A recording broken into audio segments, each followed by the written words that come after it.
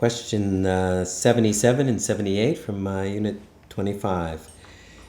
The rate of chemical reaction is defined as, and so we have the equation with concentration of Q at time t and at initial time.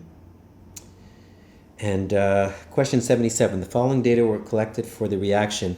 It is interesting to note that, they put the reaction X plus Y going to P, but the rate law is not based on that.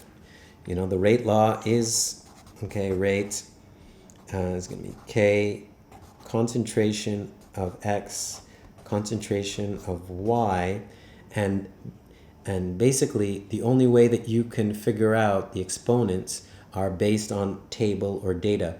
You cannot figure it out based on this. Even if they had a 2 in front of the X there, you cannot put 2 up here as exponent. This is not some equilibrium constant.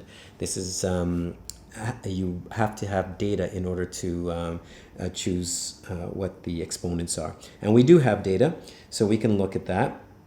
And so we can look at experiments number 1 and 2.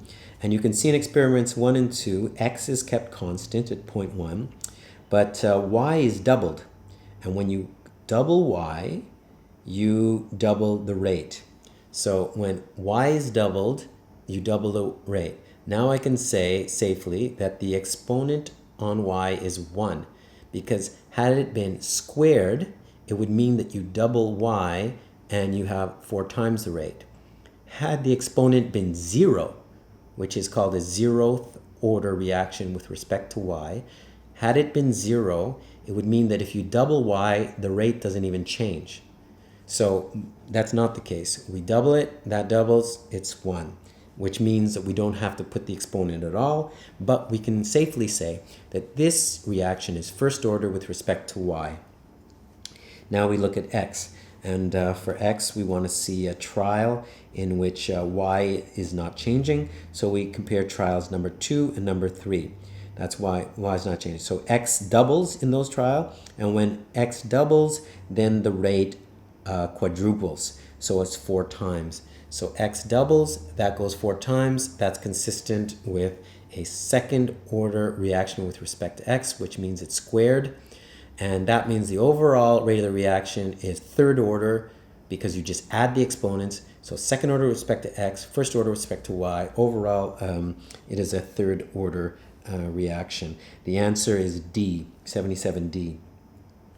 Next, the initial concentration of compound is blah, its reaction rate is that, and so on. The time taken for the concentration of T to be reduced to 0.05.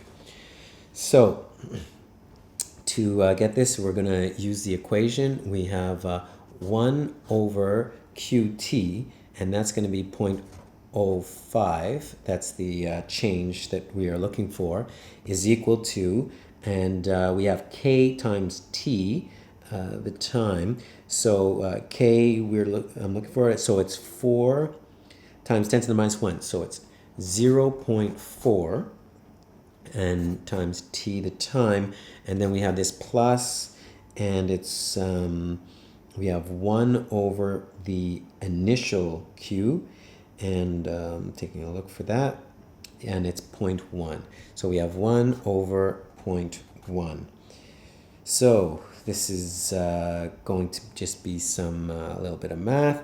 This here on this side, I can double it, because you can multiply top and bottom by 2, and we get 2 over 0.1. And then I'm going to bring this 1 over 0.1 over to the other side by subtracting that same amount on both sides. So we have minus 1 over 0.1, and that's equal to 0.4 T. And so this is going to be equal to 1 over 0.1. So that's 1 over 0.1, and that's the same thing as the number 10. I just have to multiply top and bottom by 10.